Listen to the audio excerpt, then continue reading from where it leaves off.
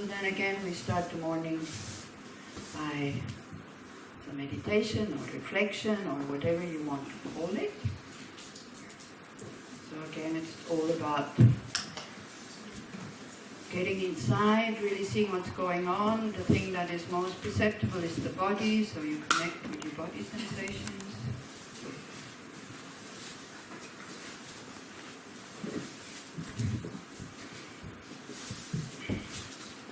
So also about like pain and meditation.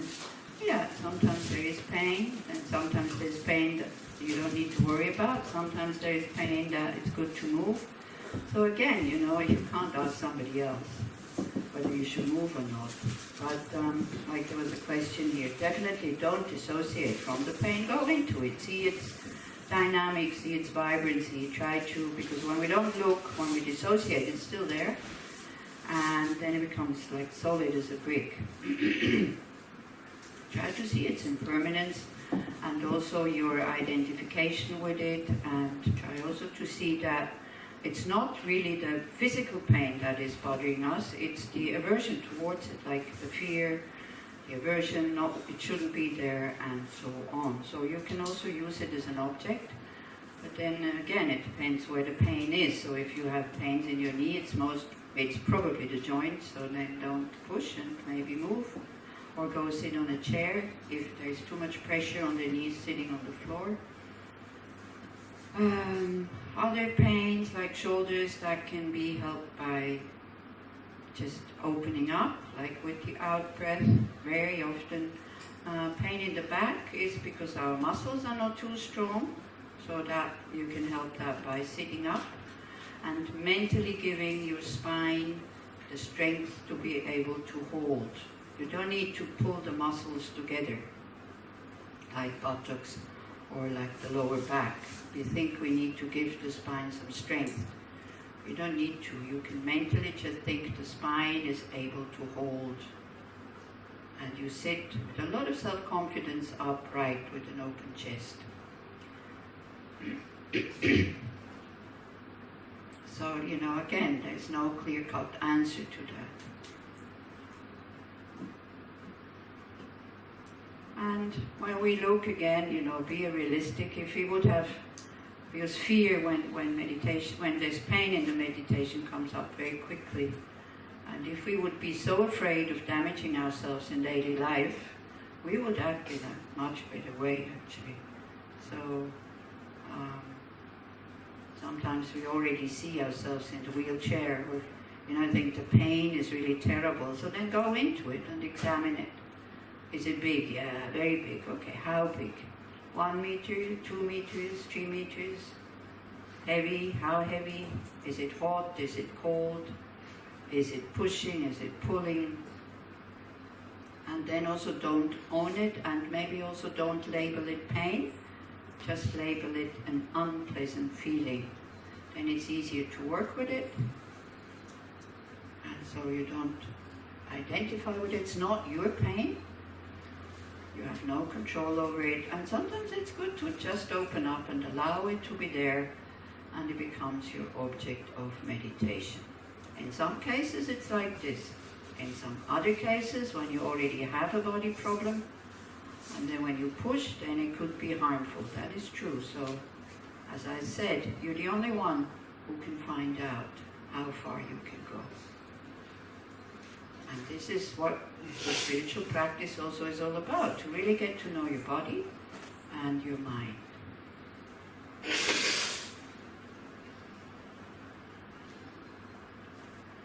Okay, so then, again, how you begin, you connect to the body. That's the easiest to find.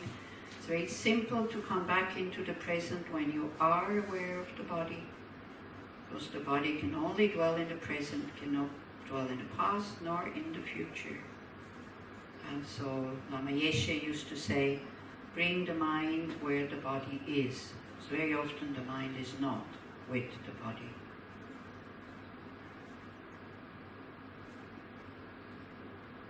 Know that you are sitting, knowing it in a very simple but correct way.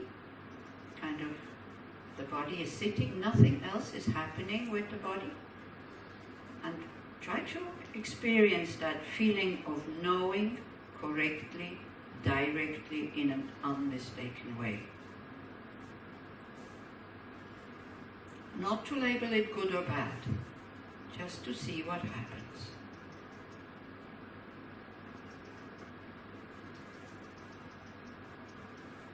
And you stay for a while with that knowing that the body is sitting.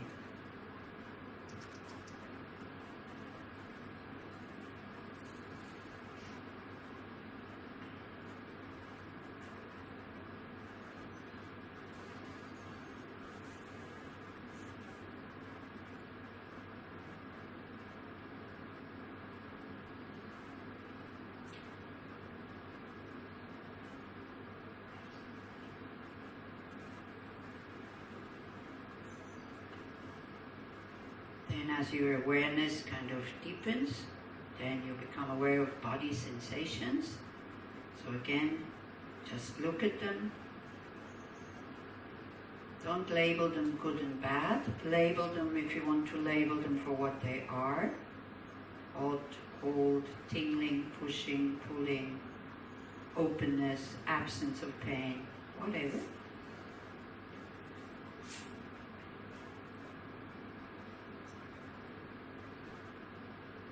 And then to be a bit more focused, you can use your breath, as we did yesterday. You start with your feet by in-breath. You know what feet and legs are doing or what is happening there.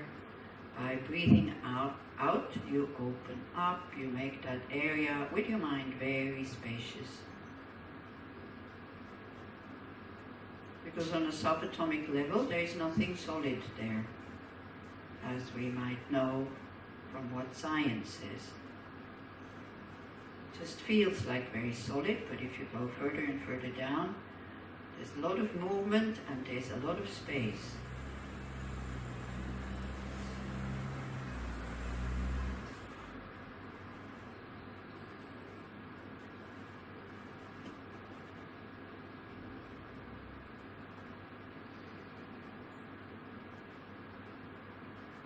Then you move up to your buttocks, belly, abdomen, lower back and the genitals, same thing. Totally being aware of what's going on in that area as you breathe in, totally being there without any judgment. And by breathing out, making it spacious, opening up to whatever is there.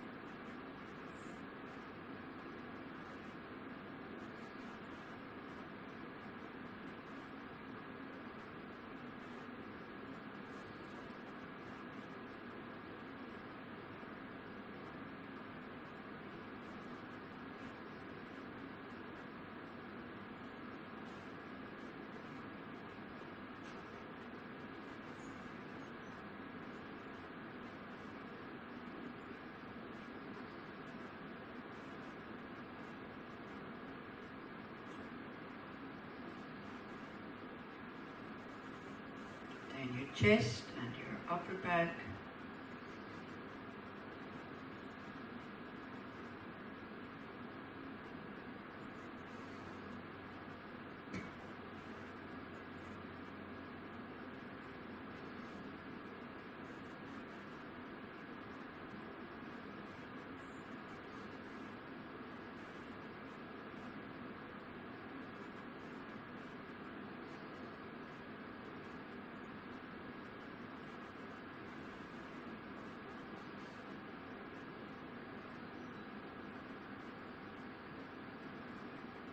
Shoulders, neck and throat.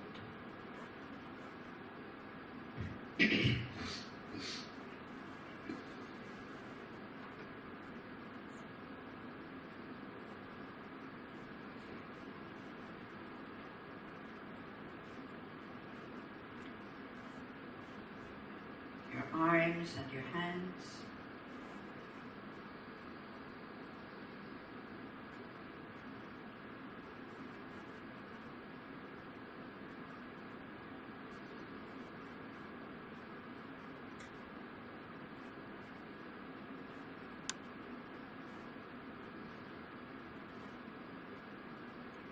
And then you come back up to your face.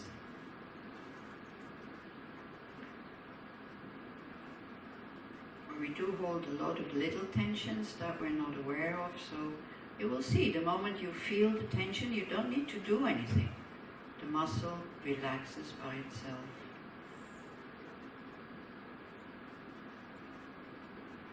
So it can be your eyes. So let them roll downwards, totally relax them.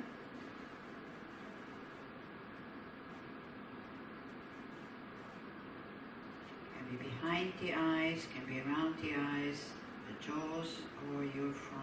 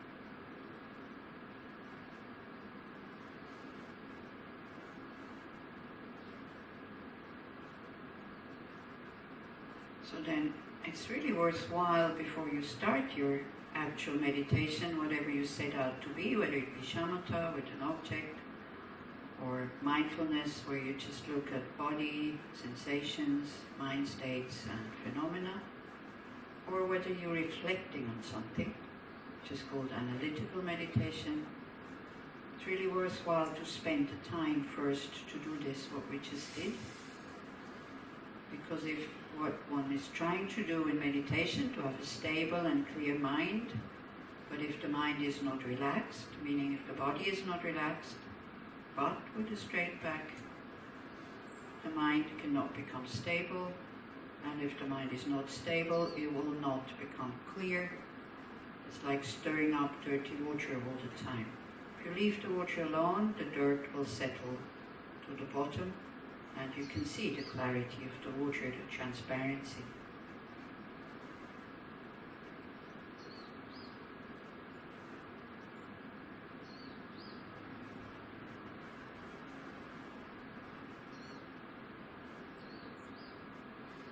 So after having put the body in the right kind of posture, then one also works a bit with the mind state. Like as a Buddhist, you would take refuge, meaning you know exactly what you want. You want to get out of samsara. You want to have the cessation of suffering and the causes of suffering, our delusions. That is why you practice, not to have happiness now. And then the purpose for all this, because you want to be of benefit not just to yourself, but to all sentient beings. For that, you take the methods of the Buddha, and as much as you can, you train to put them into practice.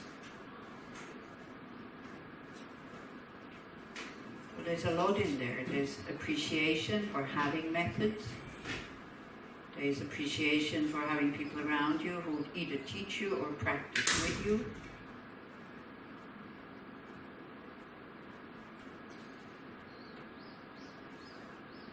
And there's no conflict. You know what you want to do.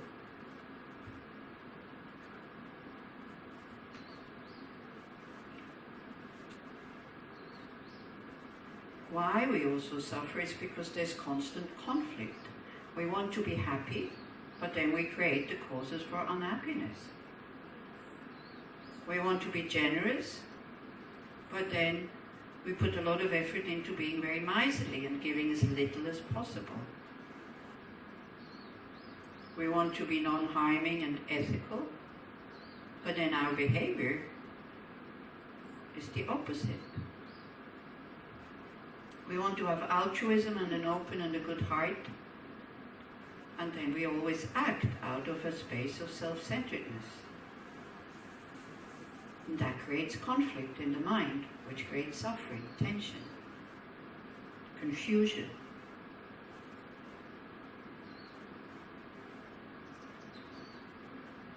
So then now, I gave you the Buddhist version, what one would do at the beginning of the meditation, like taking refuge, generating bodhicitta it is called. But for you, you can put your own meditation, and for that you can take what we did last night. You think, this is my last day, how do I want to spend it? And you think about this, you reflect.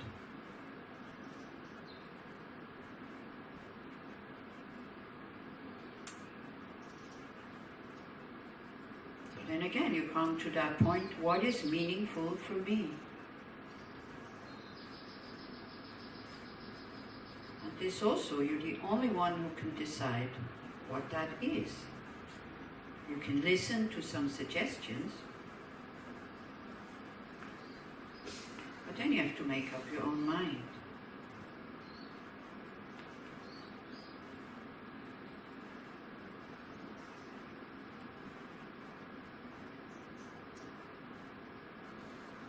So what Buddhism is suggesting is that putting quite a bit of effort into developing a good and open heart, develop wisdom to understand what brings suffering, what brings happiness,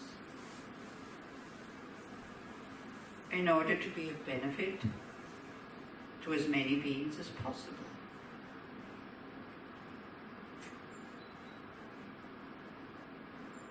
But if you don't like that suggestion, or if your heart is not in there, it won't work.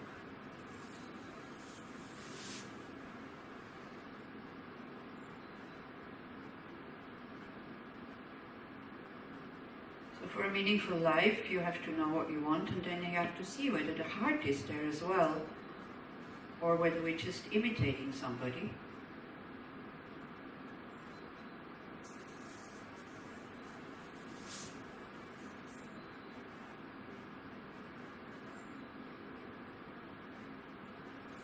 So where is your interest? Where is your heart?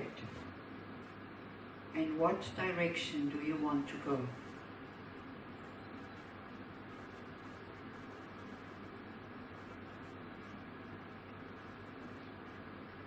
Again, we can take death as a help by thinking, for sure one day I will die. Maybe today, maybe another day. What would I like to do now so that I can die without regret? Peaceful and full of confidence, as we did last night.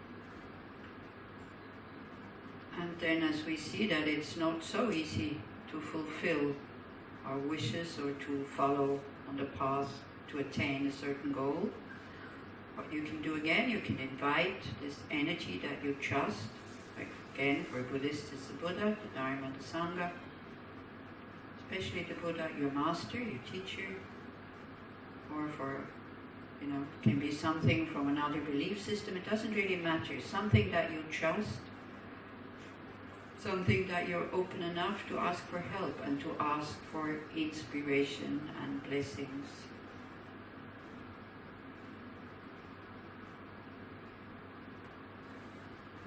Like, for example, if you decide to generate a good heart and wisdom, you're clear about that, and then you ask that energy or that form, please inspire me to be able to do so.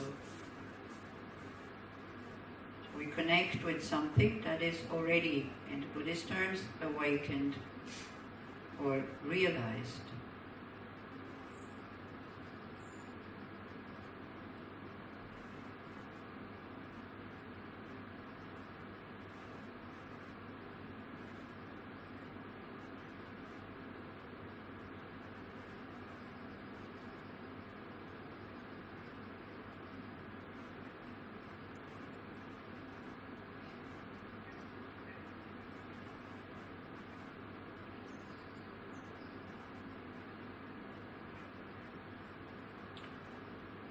If you want, it feels comfortable, you let that form or that energy come to the crown of your head. It melts into a small ball of light, like the size of a marble, and through your central channel sinks into your heart chakra. Do this if you feel comfortable. If you don't feel comfortable, don't do it, it's fine. So our not yet developed potential of good and open heart and wisdom can kind of melt with the fully developed potential, in my case, with the Buddha. In your case, you find out what suits you.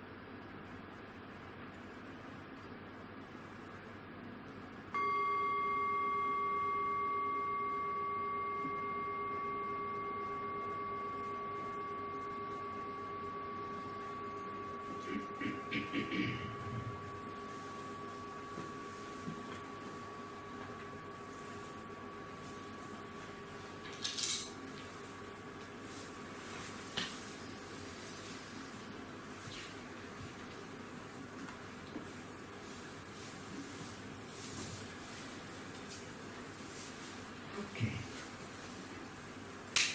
So how is everybody? Okay? Everybody? If you're not okay, please say so, because maybe we can do something about it. This is why I'm asking.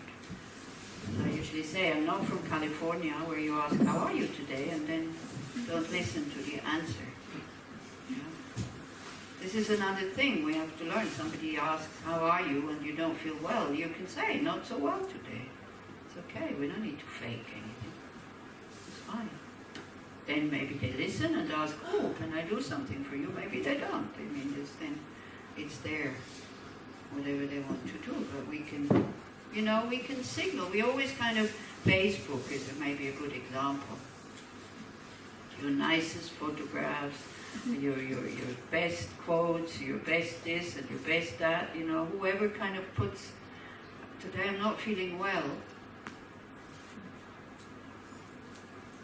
That's what Facebook should be for, I think. Showing off how well you are, what's the point? What are you trying to do there? You're trying to prove to yourself that you're okay and you're fantastic and you're great? Or you're trying to make other people jealous? So then they have to top it up with something better and something more and all this. At the moment there is I'm totally addicted to newspapers, by the way. So I'm very happy to have a telephone where I can read the news. So at the moment there's this conversation about abandoning the likes, in the social media, because it makes people totally depressed. You know, people totally like, there's people who look every 10 minutes how many likes they have for their post, apparently. And then they get depressed if the likes don't go up. So they said it's really harmful for especially young people's psyche, this whole thing, to identify with, you know, likes of people that you've never seen, you will never meet, they don't know you, they maybe don't even look at your post, they just click the like and whatever. So maybe that will disappear from Instagram, and I don't know Instagram, I know Facebook a little bit, but I went out of it very quickly. I was part of it, but then I was in a place where there was no email. I had to go, like no internet, I had to walk 10 minutes to a place where there was, and so every morning, especially because of you were very nice people, I had so many posts in Hebrew that I couldn't read anyway, and I didn't want to go into the translator. So before I kind of went to my emails, I kind of was deleting like 50 messages almost every day. And I didn't know, am I deleting something important, not important? I didn't have the time to go through all to read and to look at all those. So I got rid of the Facebook there. And I survived somehow, you know. I still have friends, people that know me personally, people that I talk to. So, yeah. Anyway, not telling you to get out of Facebook, but it's kind of a little bit dangerous sometimes. Okay, so we go to page 12 because we continue with the path. While you are looking for the page, there was a question here about meditation, so I tried, Gidi kind of addressed it this morning, I tried to address it also now. Is it answered, the person who asked me this question, can you please talk about the body during meditation? Is that okay? If not, please say so. If the person is not here, then I don't know what to do also. Everyone. Huh? Everyone is here. Everyone is here. Okay, so it's okay. Otherwise, write again. So we will go through that again because you will become familiar then with the structure of the path. We already kind of got 2.5 verses, so I think we did quite well. So the foundation of all good qualities is the kind and venerable Guru. Correct devotion to him is the root of the path. By clearly seeing this and applying great effort, please bless me to rely upon him or her with great respect. So there's 2 things in here, it's respect and devotion that you have towards your Guru. So you develop devotion to the Guru by seeing his kindness, his or her. I'm sorry, all my Gurus are males. I don't care. I really don't care whether they're male or female. The main thing is that they can guide me. What kind of gender they are, it's not important. So this is why when I talk about Gurus, I say him or her. But it doesn't, I'm not excluding female Gurus, by the way. It's just that I don't have any. Yeah? And I don't want to go every time, him or her, she or he. Yeah? So this is why I use he, but it doesn't mean that... also in general, I use he, like when I call enemies, I say he. Friends, I say he. Probably my attachment to men, I don't know. I don't know what it is, but I hardly ever say enemy, she, or friend, she. I always say him, or her, or she, whatever. So I'm not kind of biased. I'm not saying for the man, I'm saying he. And when it's a friend, I say she. It's like, okay. Yeah. I also like women. I really don't care about this whole gender thing. I'm sorry. You know, I really don't care what somebody is, man or woman. As long as they are not harming me, that's already a good thing. And, I highly respect them if they really try to generate a good heart, really try to have ethical conduct. It doesn't matter under which flag it goes, be it Judaism, Christianity, atheism, whatever, Buddhism, Hinduism. It's not important for me. Yeah? We're all human beings. I try to look at this whole thing like this. We're all human beings, and we can even include the animals. They're also beings, and we all suffer. We all don't have what we really want, and most of us, like me, also are overcome by ignorance, not knowing.